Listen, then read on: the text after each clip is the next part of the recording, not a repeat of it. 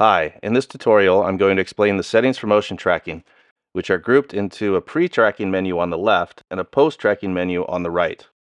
These tracking settings are common across all of our Mocha-based tracking products. We are reviewing them here in the SliceX editor, but they are the same for PaintX and others. Let's explain a few terms and concepts before we go over the individual parameters.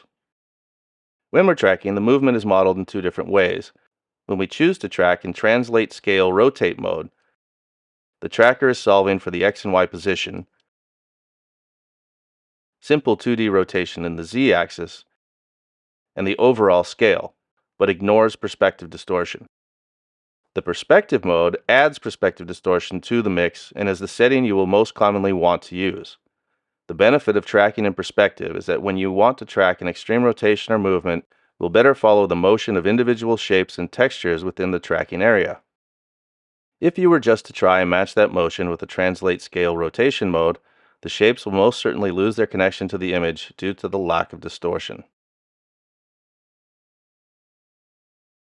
Let's look at the Apply Track Mode setting. Choosing Position Only means that the tracked layer will only move in X and Y and ignore rotation and distortion. This is good for callouts, such as when we might want a text label to track an object's position but stay flat and the same size on screen with no rotation or scaling. Setting Apply Track to Perspective mode will treat the motion as if applied to a 2D plane viewed in 3D space.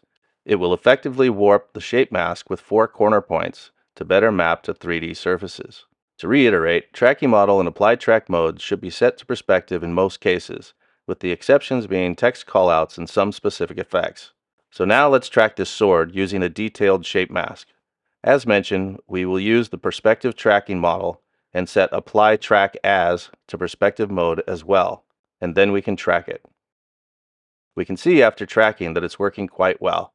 There is a tiny bit of slipping which we could fix by adding a couple of shape keyframes to tweak the points in the mask over time, but we will save that for another tutorial. Let's have a look at some additional options to see other ways that we could have approached it.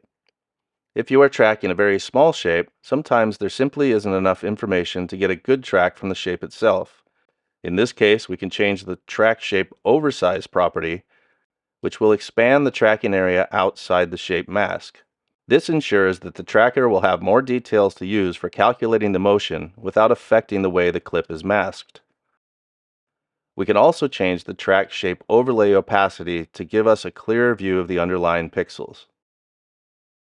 So while we tracked in perspective mode, after tracking we can switch the Track Apply setting to Translation. We can see that it pins the shape to the center of the tracked area, but ignores changes in scaling rotation and perspective distortion, exactly what we need for tracked callouts. Let's make sure again that the Track Apply setting is in perspective mode,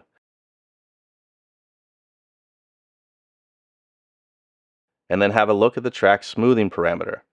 If the track motion has some jittery high-frequency vibrations, we can turn on smoothing and choose how many seconds we want to smooth over.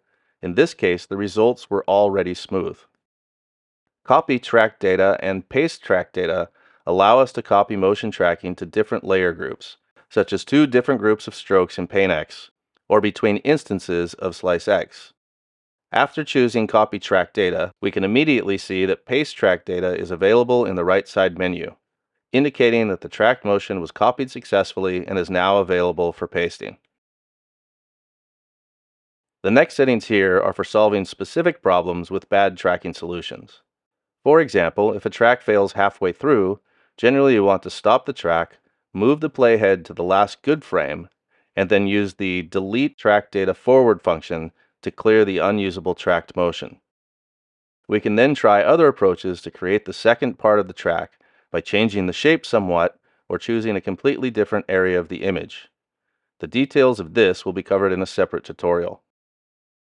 We can also just delete track data at the current frame via the menu or using the hotkey Q. This is useful if we only have a couple of bad frames that we need to delete. Delete track data backwards, as we would expect, deletes the tracked motion before the current frame, and delete all track data clears the entire track. The yellow tick mark here indicates that there is valid track data at that frame. If I delete the track data forward, you'll see that the yellow line here indicates the track data is on this part of the clip only, and that the track motion is clear where there is no line or tick mark. I can undo that using the menu or Command Z and get the track data back again. So that's the basic overview of the tracking menu parameters. We will publish additional tutorials demonstrating in detail how to use these functions to solve difficult problems, such as dealing with shots where the subject you're tracking goes behind other objects or needs to be tracked out of frame. Please go to coremelt.com/downloads to get your free trials.